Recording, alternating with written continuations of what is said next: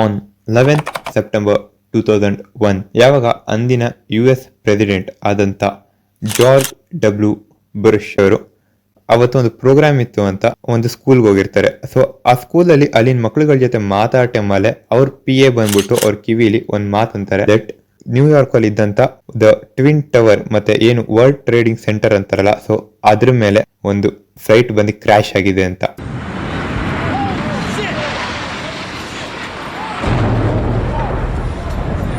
ಯಾವಾಗ ಈ ವಿಷಯ ಕೇಳ್ತಾರೆ, ಸೊ ಅಲ್ಲಿ ಆ ಪ್ರೋಗ್ರಾಮ್ನ ಅಲ್ಲಿಗೆ ಅರ್ಧದಲ್ಲಿ ನಿಲ್ಲಿಸ್ಬಿಟ್ಟು US president George W bush ಅವರು ಸೀದಾ ವೈಟ್ ಹೌಸ್ ಹೋಗ್ತಾರೆ. ಸೊ ಆನ್ ದ ವೇ ಹೋಗೋ ಟೈಮಲ್ಲೇ ಮತ್ತೊಂದ್ಸತಿ ನ್ಯೂಸ್ ಬರುತ್ತೆ ದಟ್ ಇನ್ನೊಂದು ಫ್ಲೈಟ್ ಹೋಗ್ಬಿಟ್ಟು ಟ್ವಿನ್ ಟವರ್ಗೆ ಮತ್ತೆ ವರ್ಲ್ಡ್ ಟ್ರೇಡ್ ಸೆಂಟರ್ಗೆ ಕ್ರ್ಯಾಶ್ ಆಗಿದೆ ಅಂತ. ಇದ್ಯಾವ ಗೊತ್ತಾಗುತ್ತೆ, ಒಂದ್ ಸ್ವಲ್ಪ ಸಸ್ಪಿಷಿಯಸ್ ಅನ್ಸುತ್ತೆ. ಸೊ ಯಾವಾಗ ಅವ್ರು ಏನು ಆಫೀಸ್ ಕ್ಯಾಬಿನ್ ಒಳಗಡೆ ಹೋಗೋಷ್ಟ್ರೊಳಗಡೆನೆ ಆಲ್ರೆಡಿ ಅವ್ರಿಗೆ ಇನ್ಫಾರ್ಮೇಶನ್ ಗೊತ್ತಾಗತ್ತೆ ದಟ್ ಇದು ಬಂದ್ಬಿಟ್ಟು ಆಕಸ್ಮಿಕವಾಗಿ ಆಗಿರುವಂತ ಒಂದು ಅಟ್ಯಾಕ್ ಅಲ್ಲ, ಇದು ಬಂದ್ಬಿಟ್ಟೆ ಒಂದು ಪ್ರೀ ಪ್ಲಾನ್ಡ್ ಟೆರರ್ ಅಟ್ಯಾಕ್ ಅಂತ. ಸೊ ಇದು ಹೆಂಗ್ ಗೊತ್ತಾಗತ್ತೆ ಅಂತ ಅಂದ್ರೆ, ಸೊ ಯಾವ ಫ್ಲೈಟ್ ಟ್ವಿನ್ ಟವರ್ಗೂ ಕ್ರಾಶ್ ಇರುತ್ತಲ್ಲ, ಸೊ ಆ ಫ್ಲೈಟ್ ಅಲ್ಲಿ ಇದ್ದಂತ ಪ್ಯಾಸೆಂಜರ್ ಏನ್ ಮೊಹಮ್ಮದ್ ಅಟ್ಟಾ ಅಂತ ಏನಿರ್ತಾನಲ್ಲ, ಸೊ ಆ ಮೊಹಮ್ಮದ್ ಅಟ್ಟಾ ಅನ್ನೋನ ಬ್ಯಾಗ್ ಬಂದ್ಬಿಟ್ಟು ಏರ್ಪೋರ್ಟ್ ಅಲ್ಲೇ ಸ್ಟಕ್ ಆಗಿರುತ್ತೆ. ಮತ್ತೆ ಅವನ್ ಲಗೇಜ್ ನ ಬೇರೆ ಕನೆಕ್ಟಿಂಗ್ ಫ್ಲೈಟ್ ಅಲ್ಲಿ ಅದನ್ನ ಲೋಡ್ ಮಾಡಿ ಕಳ್ಸೋಣ ಅಂತ ಪ್ಲಾನ್ ಆಗಿರ್ತಾರೆ. ಬಟ್ ಅನ್ಫಾರ್ಚುನೇಟ್ಲಿ ಅಷ್ಟಾಗಲ್ಲ, ಈ ಫ್ಲೈಟ್ ಯಾವಾಗಲೋ ಕ್ರಾಶ್ ಆಗಿರುತ್ತೆ. ಸೊ ಆ ಏರ್ಪೋರ್ಟ್ ಅಲ್ಲಿ ಇದ್ದಂತ ಸೆಕ್ಯೂರಿಟಿ ಫೋರ್ಸಸ್ಗಳು ಇವನ್ ಬ್ಯಾಗ್ ನ ಚೆಕ್ ಮಾಡಿದಾಗ ಅದ್ರಲ್ಲಿ ಕಂಪ್ಲೀಟ್ ಇನ್ಫಾರ್ಮೇಶನ್ ಇರುತ್ತೆ ದಟ್ ಸೊ ನೀನ್ ಏನ್ ಮಾಡಬೇಕು, ಸೊ ಫ್ಲೈಟ್ ಹೋಗಿದ ತಕ್ಷಣ ಯಾವ ತರ ನೀನು ಐಜಾಕ್ ಮಾಡಬೇಕು, ಸೊ ಕಾಕ್ಪಿಟ್ ಹೆಂಗಿರುತ್ತೆ, ಸೊ ನೀನ್ ಫ್ಲೈಟ್ ನ ಹೆಂಗ್ ಡ್ರೈವ್ ಮಾಡಬೇಕು, ಮತ್ತೆ ಪೈಲಟ್ಸ್ಗಳ ಹತ್ರ ಯಾವ ತರ ಕಮ್ಯುನಿಕೇಟ್ ಮಾಡಬೇಕು, ಮತ್ತೆ ನೀನು ಎಲ್ಲೋಗಿ ಹೆಂಗ್ ಅಟ್ಯಾಕ್ ಮಾಡಬೇಕು, ಆ ಪ್ರೂಫ್ಗಳೆಲ್ಲ ಬೆಲ್ಡ್ ಮಾಡಿ ತೋರಿಸಿದ್ದು ಒಂದೇ ಒಂದು ಸಂಘಟನೆ ಮೇಲೆ, ಅದೇ ಬಂದು ಅಲ್ ಖೈದಾ ಮತ್ತೆ ಒಸಾಮಾ ಬಿನ್ ಲಾಡೆನ್. गाली नहीं देना, फैमिली देखती है, वरना मैं ऐसे गाली दूं ना, जिंदगी भर याद रखें ये बड़े हुए. ಸೊ ಕೊನೆಗೆ USA ಟ್ವಿನ್ ಟವರ್ ಡೆಸ್ಟ್ರಾ ಆಗಿರೋಂಥ ಒಂದು ರಿವೆಂಜ್ನ ಯಾವ ಥರ USA ತಗೊಳತ್ತೆ ಅದನ್ನ ತಿಳ್ಕೊಳ್ಳೋಣ ಬನ್ನಿ. ಸೊ ಯಾವಾಗ 9/11 ಅಟ್ಯಾಕ್ ಆಗತ್ತೆ, ಸೊ ಆ ಟೈಮಲ್ಲಿ ಅಷ್ಟೊತ್ತಿಗೆಲ್ಲ ಆವತ್ತಿನ ದಿನಾನೇ USA ಡಿಸೈಡ್ ಆಗಿರುತ್ತೆ ದಟ್ ಆಲ್ ಖೈದಾನ ಮತ್ತೆ ಒಸಾಮಾ ಬಿನ್ ಲಾಡನ್ನ ನಾವು ಯಾವುದೇ ಕಾರಣಕ್ಕೂ ಬಿಡಲೇಬಾರ್ದು. ಅವನ ಜಗತ್ತಲ್ಲಿ ಯಾವುದೇ ಮೂಲೆಯಲ್ಲಿದ್ರು ಅವನ್ನ ಹುಡ್ಕೊಂಡು ಹೋಗಿ ಅವನ್ನ ಹೊಡೆದು ಅವ್ನ ಮನೆಗೆ ನುಗ್ಗೆ ಹೊಡಿಬೇಕು ಅಂತ USA ಅವತ್ತು ಡಿಸೈಡ್ ಆಗತ್ತೆ. ಸೊ ಇದ್ರ ಮೇಲೆ ರಿಸರ್ಚ್ ಮಾಡ್ತಾ CIA ಒಂದು ಇನ್ಫಾರ್ಮೇಶನ್ ಗೊತ್ತಾಗುತ್ತೆ ದಟ್ ಒಸಾಮಾ ಬಿನ್ ಲಾಡನ್ ಬಂದ್ಬಿಟ್ಟು ಅಫ್ಘಾನಿಸ್ತಾನಲ್ಲಿದ್ದಾನೆ ಅಂತ. ಅಫ್ಘಾನಿಸ್ತಾನಲ್ಲಿ ಯಾವ ತರ ಪರಿಸ್ಥಿತಿ ಇರುತ್ತೆ ಅಂದ್ರೆ, ಅಲ್ಲಿ ಏನಿಲ್ಲ 75% ಆಫ್ ದ ಕಂಟ್ರೋಲ್ ಬಂದ್ಬಿಟ್ಟು ಅಫ್ಘಾನಿಸ್ತಾನ್ ತಾಲಿಬಾನ್ ಕೈಲಿರುತ್ತೆ. ಇನ್ನ ಒಂದು 25% ಬಂದ್ಬಿಟ್ಟು the northern alliance of Afghanistan control ಇರುತ್ತೆ.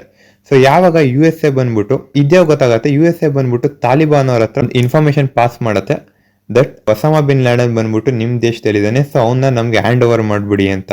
ಸೊ ಅದಕ್ಕೆ ತಾಲಿಬಾನ್ ಡೈರೆಕ್ಟ್ ಅನ್ನತ್ತೆ, ಅವ್ನು ನಮಗೆ ತುಂಬಾ ಫಂಡಿಂಗ್ ಮಾಡಿದ್ದಾನೆ, ಸೊ ಅವ್ನು ಬಂದ್ಬಿಟ್ಟು ನಮ್ಗೆ ತುಂಬಾ ಸಪೋರ್ಟ್ ಮಾಡಿದ್ದಾನೆ, ಸೊ ಇನ್ಫ್ಯಾಕ್ಟ್ ಹೇಳಿದ್ರೆ ಅವ್ನು ನಮ್ಗೆ ಗೆಸ್ಟ್, ಸೊ ನಾವೇನಕ್ಕೆ ಅವನ್ನ ನಿಮಗ್ ಕೊಡ್ಬೇಕು ಅಂತ ಅಂತಾರೆ. ನಾನು ಕೊಡೋದೇ ಇಲ್ಲ, ಏನ ಕಿತ್ಕೋತೀನಿ ನಂದು, ನಾನು ಕೊಡೋದೇ ಇಲ್ಲ. ಸೊ ಆ ಟೈಮಲ್ಲೇನೆ USA ಕಂಪ್ಲೀಟ್ಲಿ ಫ್ರಸ್ಟ್ರೇಟ್ ಆಗುತ್ತೆ, ಬಿಕಾಸ್ ಇದಕ್ಕಿಂತ ಮುಂಚೆನೆ ಅಲ್ಲಿ ಟ್ವಿನ್ ಟವರ್ ಬ್ಲಾಸ್ಟ್ ಇರುತ್ತೆ. ಸೊ ಇದ್ರ ಮುಖಾಮುಖಿ ಮುಲಾಗಿಲ ಏನು ನೋಡಿಲ್ದೇನೆ USA ತನ್ನ ಕಂಪ್ಲೀಟ್ ಮಿಲಿಟರಿನ ನಾರ್ದರ್ನ್ ಅಲಯನ್ಸ್ ಸಪೋರ್ಟ್ ಮಾಡೋದಕ್ಕೆ ಅಫ್ಘಾನಿಸ್ತಾನಕ್ಕೆ ಕಳಿಸ್ಬಿಡುತ್ತೆ. ಯಾರ್ಯಾರು ಬರ್ತಾರೋ.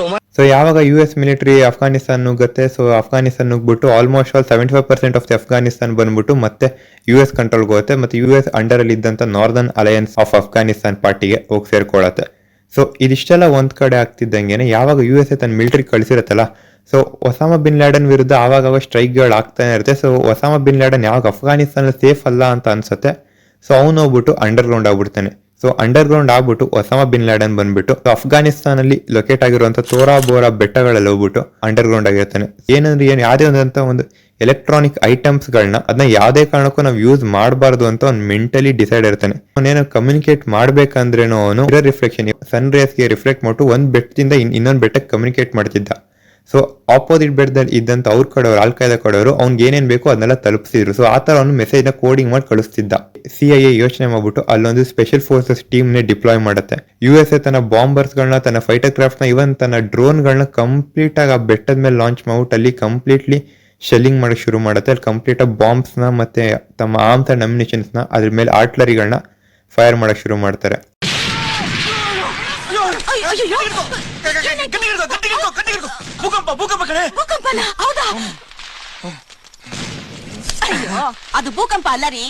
ಸೊ ಇದರಿಂದ ಒಸಾಮಾ ಬಿನ್ ಲಾಡನ್ ಇವನ್ ಮೂವ್ಮೆಂಟ್ ಮಾಡೋದು ತುಂಬಾ ಕಷ್ಟ ಆಗ್ಬಿಡುತ್ತೆ. ಸೊ ಆ ಟೈಮ್ CIA ಅವರಿಗೆ ಒಂದು ಮೆಸೇಜ್ ಪಾಸ್ ಮಾಡ್ತಾನೆ ದಟ್ ಸರೆಂಡರ್ ಆಗ್ತೀನಿ, ನನ್ನ ಮೇಲೆ ಇನ್ನು ನೀವು ಫೈರಿಂಗ್ ಅಥವಾ ಶೆಲ್ಲಿಂಗ್ಗಳು ಮಾಡಬೇಡಿ, ಅಟ್ಲೀಸ್ಟ್ ನನ್ನ ಬೆಟ್ಟದಿಂದ ಕೆಳಗಡೆ ಬರೋಕ್ಕಾದ್ರೂ ನಂಗೆ ಸ್ವಲ್ಪ ಟೈಮ್ ಬೇಕು. ಸೊ ಅದಕ್ಕಂತ ನೀವು ಅಟ್ಲಿ ಒಂದಿನದ ಮಟ್ಟಿಗಾದ್ರೂ ನೀವು ನಿಮ್ಮ ಫೈರಿಂಗ್ನ ಮತ್ತು ನಿಮ್ಮ ಶೆಲ್ಲಿಂಗ್ಗಳನ್ನ ಸ್ಟಾಪ್ ಮಾಡಿ ಅಂತ. ಇವಾಗ ಜಾರ್ಜ್ ಡಬ್ಲ್ಯೂ ಬುಷ್ ಅವ್ರು ಗೊತ್ತಾಗುತ್ತೆ. ಸೊ ಆ ಟೈಮಲ್ಲಿ ಜಾರ್ಜ್ ಡಬ್ಲ್ಯೂ ಬುಷ್ ಅವರು ಓಕೆ ಅವ್ನಿಗೆ ಒಂದಿನ ಮಟ್ಟಿಗೆ ನಾವು ಟೈಮ್ ಕೊಡ್ತೀವಿ. ಸೊ ಆ ಟೈಮಲ್ಲಿ ಒಂದಿನದ ಮಟ್ಟಿಗೆ ಸೀಸ್ ಫೈರ್ ಬಂದು ಅಪ್ಲೈ ಆಗುತ್ತೆ. ಸೊ ಆ ಟೈಮಲ್ಲೇನೆ ಒಸಾಮಾ ಬಿನ್ ಲಾಡನ್ ಆ ತೋರಾ ಬೋರಾ ಬೆಟ್ಟದಿಂದ ಆಚೆ ಕಡೆ ಬಂದು ಆ ಒಂದಿನ ಗ್ಯಾಪ್ ಅಲ್ಲೇನೆ ಹೆಂಗಿರೋ ಆ ತೋರಾ ಬೋರಾ ಬೆಟ್ಟ ಬಂದ್ಬಿಟ್ಟು ಅಫ್ಘಾನಿಸ್ತಾನ್ ಮತ್ತೆ ಪಾಕಿಸ್ತಾನ್ ಬಾರ್ಡರ್ಸ್ ಅಲ್ಲಿ ಇರುತ್ತೆ. ಸೊ ಅವ್ನು ಬಂದ್ಬಿಟ್ಟು ಪಾಕಿಸ್ತಾನ ಒಳಗಡೆ ರಾತ್ರಿ ಟ್ರೆಸ್ ಪಾಸಿಂಗ್ ಮಾಡಿ ಪಾಕಿಸ್ತಾನ ಒಳಗೆ ಸೇರ್ಕೊಂಡ್ಬಿಡ್ತಾನೆ. US ಗೌರ್ಮೆಂಟ್ ಬಂದ್ಬಿಟ್ಟು ಪಾಕಿಸ್ತಾನ ಗೌರ್ಮೆಂಟ್ಗೆ ಫೋರ್ಸ್ ಮಾಡುತ್ತೆ ದಟ್ ಅವ್ನು ನಿಮ್ಮಲ್ಲಿ ಇದೆ, ನೀವು ಹುಡುಕಿ ಅವ್ನು ನಮ್ಮ ಕೈಗೆ ಒಪ್ಸಿ ಅಂತ. ಬಟ್ ಅರೆ ಪಾಕಿಸ್ತಾನ ಬಂದ್ಬಿಟ್ಟು ಇಲ್ಲ ನಾವು ಹುಡುಕ್ತಿದೀವಿ, ನಾವು ಪಾಕಿಸ್ತಾನ ಬಂದು ಪೊಟ್ರೆ ಮಾಡಕ್ ಶುರು ಮಾಡುತ್ತೆ. ಒಸಾಮಾ ಬಿನ್ ಲಾಡನ್ಗೆ ಒಬ್ಬ ಮಿಲಿಟೆಂಟ್ ಕೂಡ ಫ್ರೆಂಡ್ ಆಗ್ತಾನೆ, ಅವನೇ ಬಂದು ಅಬ್ರಾಹಂ ಅಂತ. ಯಾವಾಗ ಒಸಾಮಾ ಬಿನ್ ಲಾಡನ್ ಹೋಗ್ಬಿಟ್ಟು ಪಾಕಿಸ್ತಾನಲ್ಲಿ ಸೆಟ್ಲ್ ಆಗ್ತಾನೆ, ಸೊ ಸ್ಟಾರ್ಟಿಂಗು ಅವನು ಅಫ್ಘಾನಿಸ್ತಾನ ಮತ್ತೆ ಪಾಕಿಸ್ತಾನಲ್ಲಿ ಇದ್ದಂಥ ಬಾರ್ಡರ್ ಖೈಬರ್ ಪಖ್ತೂನ್ಖಾಲ್ ಇರ್ತಾನೆ.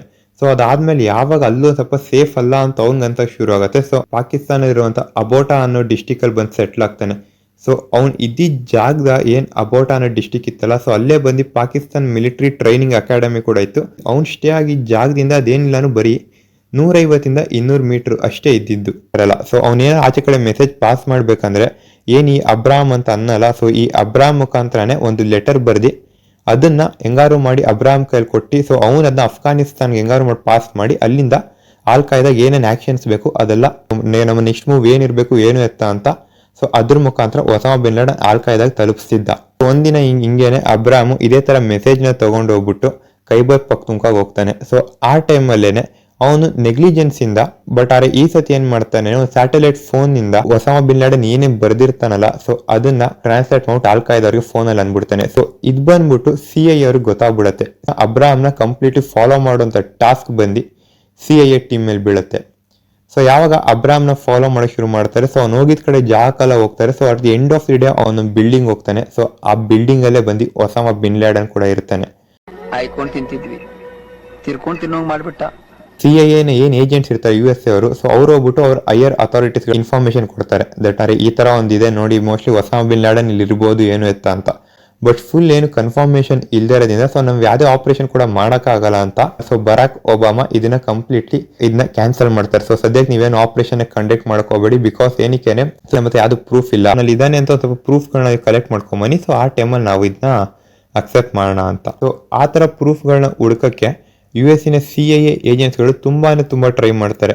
ಒಸಾಮಾ ಬಿನ್ ಲಾಡನ್ ಇರ್ತಾನಲ್ಲ, ಸೊ ಆ ಅಕ್ಕಪಕ್ಕ ಮನೆ ಟೆರೆಸ್ ಮೇಲೆ ಹೋಗ್ಬಿಟ್ಟು ಆ ಬಿಲ್ಡಿಂಗ್ ನ ಕಂಪ್ಲೀಟ್ಲಿ ವಾಚ್ ಮಾಡ್ತಾರೆ. ಸೊ ಈ ಬಿಲ್ಡಿಂಗ್ ಹಿಂಗಿದೆ ಏನು ಎತ್ತ ಅಂತ. ಸೊ ಅದ್ರಲ್ಲಿ ಅವ್ರಿಗೊಂದು ಸಸ್ಪಿಷಿಯಸ್ ಥಿಂಗ್ ಏನಪ್ಪ ಕಾಣಿಸೋದು ಅಂತ ಅಂದ್ರೆ ಬರೀ ಗ್ರೌಂಡ್ ಫ್ಲೋರ್ ಅಲ್ಲಿ ಮಾತ್ರ ವಿಂಡೋ ಇರುತ್ತೆ, ಅದ್ ಬಿಟ್ಟು ಮನೆಗೆ ಯಾವುದೇ ಆದಂತ ಒಂದು ವಿಂಡೋ ಇರಲ್ಲ, ಒಂದು ಡೋರ್ ಇರಲ್ಲ. ಏನು ಆ ಮನೆಯಿಂದ ಸೀವೇಜ್ ಆಚೆ ಕಡೆ ಬರುತ್ತಲ್ಲ, ಸೊ ಅದರಿಂದ DNA ಸ್ಯಾಂಪಲ್ಸ್ ಅನ್ನ ತಗೊಬೋದಾ ಅಂತ ಅದರಿಂದ ಕೂಡ ಟ್ರೈ ಮಾಡ್ತಾರೆ. ಬಟ್ ಸ್ಟಿಲ್ ಅದರಿಂದ ಕೂಡ ಅಂತದೇನು ರಿಸಲ್ಟ್ಸ್ ಗೊತ್ತಾಗಲ್ಲ, ಬಿಕಾಸ್ ಏನಕ್ಕೆ ಸೀವೇಜ್ ಎಲ್ಲ ಬೇರೆ ಬೇರೆ ಕಡೆಯಿಂದ ಕನೆಕ್ಟ್ ಆಗಿರುತ್ತೆ. ನೆಕ್ಸ್ಟ್ ಏನ್ ಮಾಡ್ತಾರೆ ಅಂದ್ರೆ ಅವ್ರ ಮನೆ ಅಕ್ಕಪಕ್ಕ ಇದ್ದಂತ ಗಿಡ ಮರ ಗಿಂಪೌಂಡ್ ಮೇಲೆಲ್ಲ ಅಲ್ಟ್ರಾವೇವ್ ಮೈಕ್ರೋಫೋನ್ಸ್ ಗಳನ್ನ ಇಡ್ತಾರೆ. ಸೊ ದಟ್ ಒಂದ್ ಸಣ್ಣ ವಾಯ್ಸ್ ಕೂಡ ಆ ಮನೇಲಿ ಏನೇನ್ ಡಿಸ್ಕಷನ್ ಆಗ್ತಿರುತ್ತೆ, ಸೊ ಆ ತರ ಚಿಕ್ಕ ಪುಟ್ಟ ವಾಯ್ಸ್ ಗಳನ್ನ ಕೂಡ ಕ್ಯಾಪ್ಚರ್ ಮಾಡ್ಕೊಂಡು ಟ್ರೈ ಮಾಡ್ತಾರೆ. ಬಟ್ ಅನ್ಫಾರ್ಚುನೇಟ್ಲಿ ಇದು ವರ್ಕ್ ಆಗಲ್ಲ. ಸೊ ಯಾವಾಗ ಎಲ್ಲ ಕೈ ತಪ್ಪೋಗುತ್ತೆ, ಸೊ ಏನಂದ್ರೆ ಏನು ಪ್ರೂವ್ ಮಾಡಕ್ ಆಗ್ತಿಲ್ವಲ್ಲ ಅಂತ ಅನ್ಕೊಂಡಿರೋ ಟೈಮಲ್ಲೇನೆ CIA ಅವರಿಗೆ ಒಂದು ಮೇಜರ್ ಒಂದು ಪ್ರೂಫ್ ಸಿಗುತ್ತೆ. ಯಾವಾಗ ಕಾಲ ಕೆಟ್ಟಿದೆ, ಯಾವಾಗ ಟೈಮ್ ಕೆಟ್ಟಿದೆ ಅನ್ನೋದಕ್ಕೆ one of the best example ಅಂದ್ರೇನೆ ಇದೇನೆ. ಏನಕ್ಕೆ ಅಂದ್ರೆ ಅಷ್ಟು ದಿನ ಏನು ಒಂದು ವಾಯ್ಸ್ ಕೂಡ ರೆಕಾರ್ಡ್ ಆಗಿಲ್ದಿರೋಂಥ ಮೈಕ್ರೋಫೋನ್ ಅಲ್ಲಿ ಅಚಾನಕ್ ಒಂದು ವಾಯ್ಸ್ ಕೇಳ್ಸುತ್ತೆ, ಅದೇ ಬಂದ್ಬಿಟ್ಟು ಒಸಾಮಾ ಬಿನ್ ಲಾಡನ್ ಆಗಿರುತ್ತೆ. ಯಾರು ಒಸಾಮಾ ಮೇಲೆ ಇನ್ವೆಸ್ಟಿಗೇಷನ್ ಮಾಡ್ತಿರ್ತಾರಲ್ಲ, ಸೊ ಅವ್ರಗಳನ್ನ ಹತ್ರ ಇದು ಕೊಟ್ಟಾಗ ಅವ್ರಿಗೆ ಗೊತ್ತಾಗತ್ತೆ ದಟ್ ಇದು ಒಸಾಮಾ ಬಿನ್ ಲಾಡನ್ದೇ ವಾಯ್ಸ್. ಸೊ ಅವ್ನು ಇಲ್ಲೇ ಇದ್ದಾನೆ ಅಂತ ಕನ್ಫರ್ಮೇಶನ್ ಸಿಕ್ಬಿಡತ್ತಲ್ಲಿ. ನೋಡಿ ಟೈಮ್ ಸರಿ ಇಲ್ಲ ಅಂತಾರಲ್ಲ, ಅದು ಗೊತ್ತಾ ನಿಮ್ಗೆ? ಅದಕ್ಕೆ ದೊಡ್ಡ ಎಕ್ಸಾಂಪಲ್ ನಾನು.